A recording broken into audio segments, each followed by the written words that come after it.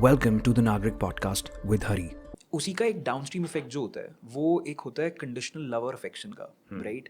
कि क्योंकि आपको बच्चे को या इन्फेंट या चाइल्ड को उस डायरेक्शन में धीरे धीरे वो करना है, तो आप एज अ पेरेंट भी जो इंसेंटिव्स और डिसइंसेंटिव्स क्रिएट करते हैं बिहेवियर में, फ्रॉम एन एजुकेशन स्टैंडपॉइंट, जो भी वो इसी टाइप के होते हैं कि अगर आप एक्स करोगे तो आपको वाई मिलेगा, right? Now it can be, and mostly x होगा कि कुछ अच्छी परफॉर्मेंस, चाहे वो अकेडमिक्स में हो चाहे किसी भी चीज़ में हो, बट मोस्टली एकेडमिक ओरिएंटेड ही होगी.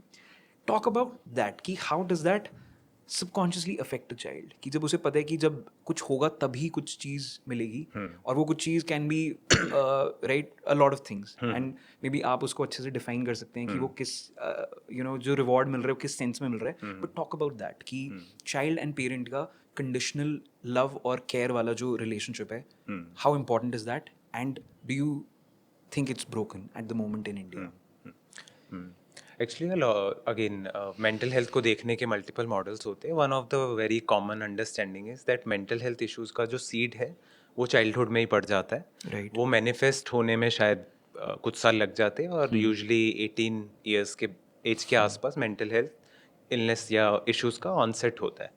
Right. लेकिन वो सीड चाइल्डहुड में ही पड़ चुका होता है. अब वहाँ पे पेरेंट्स का पर्सपेक्टिव क्या है लाइफ को देखने का, उस हिसाब से अगेन यहाँ पे क्वेश्चनिंग बहुत इंपॉर्टेंट हो जाती है. या तो सेल्फ अवेयरनेस हो, एक क्यूरियोसिटी हो खुद को क्वेश्चन करने की. Otherwise most of the parents are like कि हमें पता है क्या सही है तरीका. अब वो सही नैरेटिव वेरी कर सकता है person to person, Right. But parent को लग रहा होता है कि मुझे पता है क्या सही है, एंड उस फ्रेमवर्क में मैं अपने बच्चे को फिट करूंगा. और दे डोंट क्वेश्चन कि उन्होंने भी बस वो फ्रेमवर्क विदाउट क्वेश्चनिंग उठा लिया है, राइट? सोसाइटी से, अपने पेरेंट्स से, पिछली जनरेशन से, exactly. And they try to fit the child into this framework. अब यहाँ पे अगेन सर्वाइवल पर्सपेक्टिव से एक एनिमल चाइल्ड होता तो animal child are not as vulnerable as a human child. अगर एक डॉग या कोई और एनिमल का बच्चा कुछ दिन पेरेंट के पे डिपेंडेंट रहेगा, उसके बाद उसको छोड़ भी दिया वो शायद सर्वाइव कर जाएगा. ह्यूमन चाइल्ड को 1 साल 2 साल 3 साल की एज पे छोड़ दो, वो मर जाएगा, वो कुछ नहीं कर सकता अपना. वो बहुत ज़्यादा वल्नरेबल और डिपेंडेंट होता है अपने पेरेंट पे. और वहाँ से it becomes a cycle. Parent rigid minded है कि this is the right way to be. बच्चा is completely vulnerable and dependent on the parents. right. कि पेरेंट्स ने अगर खाना नहीं दिया, एंड अगेन बच्चा ये सोच नहीं रहा, उसका entire system is designed this way Right. कि पेरेंट का love and affection and being in their good books is my survival strategy. Oh, right. वो सोच नहीं रहा वैसे, but that's how the system is designed System by is nature. designed. Right.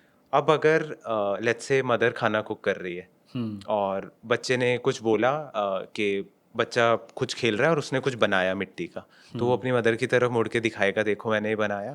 अब mother ने अगर स्माइल पास की तो बच्चे को लगेगा हाँ मैंने सही किया. कुछ तो सही किया. और Okay. मदर का अगर मूड ऑफ होगा किसी और वजह से, और मदर ने इग्नोर कर दिया, तो बच्चा ये नहीं सोचेगा कि उनका कुछ और रीजन होगा. Exactly. बच्चा कहेगा मैं ही खराब हूँ, मैंने जो Right. किया है वो Output निकाले, ये something is खराब wrong है. with Something this. is wrong. हाँ. Right. और इस तरह से बच्चा अब अपनी आइडेंटिटी फॉर्म कर रहा है through the lens of parents. Interesting. और वो उसको करना भी पड़ेगा, क्योंकि अगर वो गुड बुक्स में नहीं होगा तो उसका सर्वाइवल खतरे में है. तो पेरेंट्स को खुश करना है इस बच्चे का one of the more important part. Right.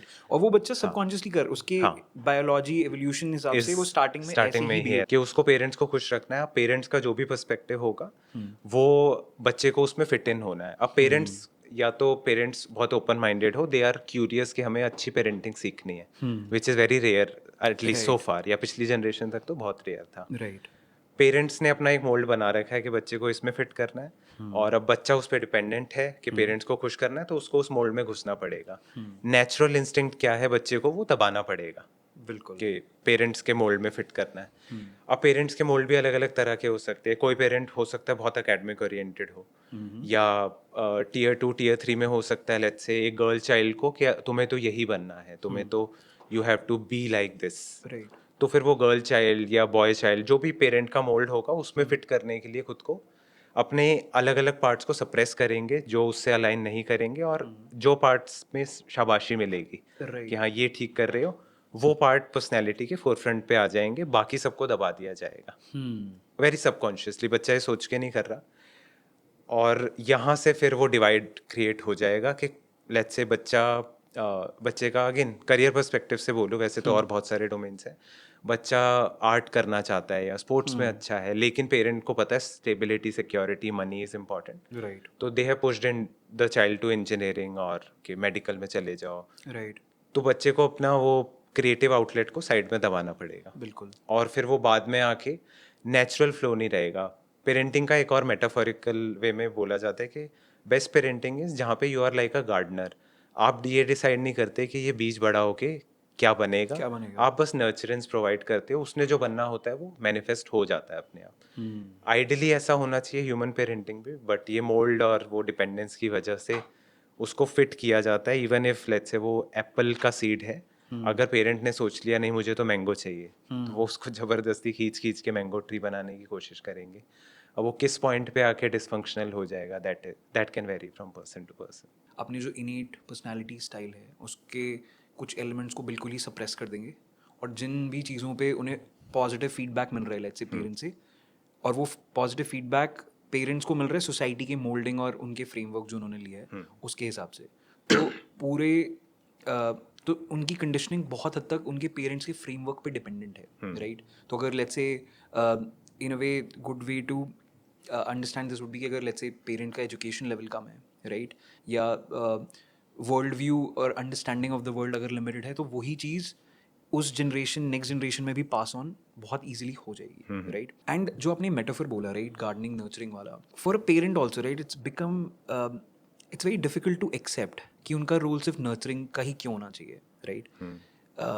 दिल से कि इतने सारे सक्सेसफुल केसेस भी तो रहे हैं दुनिया में, राइट, जहाँ पे किसी ने कहा कि नहीं मेरा बच्चा ABC जो भी बनेगा, और वो बन गया, एंड वो बहुत सक्सेसफुल तरीके से बन गया, right? May be one very prime example of this is Yuvraj Singh, right, where Yuvraj Singh said कि क्रिकेटर बनेगा, बेस्ट क्रिकेटर बनेगा अगेन, एंड वो चीज़ वहाँ पे भी दिखती है कि युवराज सिंह बहुत ही पब्लिकली अपना ओवरऑल मेंटल हेल्थ रिलेटेड या जो डिससेटिस्फैक्शन है कि maybe he didn't want to do this, वो ओपनली शेयर कर रहे होते हैं। But how do you convince a parent कि from the metaphor that you said कि उनका रोल सिर्फ नर्चरिंग का ही है, और उसको पेड़ A को B बनाने का नहीं है? जैसे मैंगो और एप्पल वाला आपने एग्जांपल दिया कि अगर वो मैंगो का पेड़ बनने की सोच रहा है और उसने एप्पल बनाना है, तो वो नहीं है, बट सिर्फ ये है कि let him find and let him blossom into a good mango tree itself. तो व्हाट वुड यू से ऑन दैट? इसमें अगेन सक्सेस की डेफिनेशन, लाइक यू सेड कि देयर आर मेनी एग्जांपल जहाँ पे वो सक्सेस रहा है, राइट। बट वो सक्सेस की डेफिनेशन बहुत लिमिटेड हो जाती है। Is financial success the only parameter of success? Again इसको अगर बहुत ही फंडामेंटली ह्यूमन नीड्स के पर्सपेक्टिव से देखें तो money is important, money can fulfil certain kind of needs, right. खाना आ जाएगा, और बेसिक्स हाउस आ जाएगा, कार आ जाएगी, which is important, right. but it is very limited. But human being is much more complex than just कि food और survival. वो तो that is the animalistic part जिसको बहुत ही survival focus से ही रोटी जीना। कपड़ा मकान के हाँ, रोटी three- कपड़ा मकान, Right. वो that is the animal part, and again कुछ गलत नहीं है उसमें। Right. Money is important, all these survival things are important. But एक और मैं example Maslow's hierarchy of needs के बारे में हम सब ने कहीं ना कहीं सुना है, नहीं सुना तो ऑडियंस सर्च भी कर सकती है।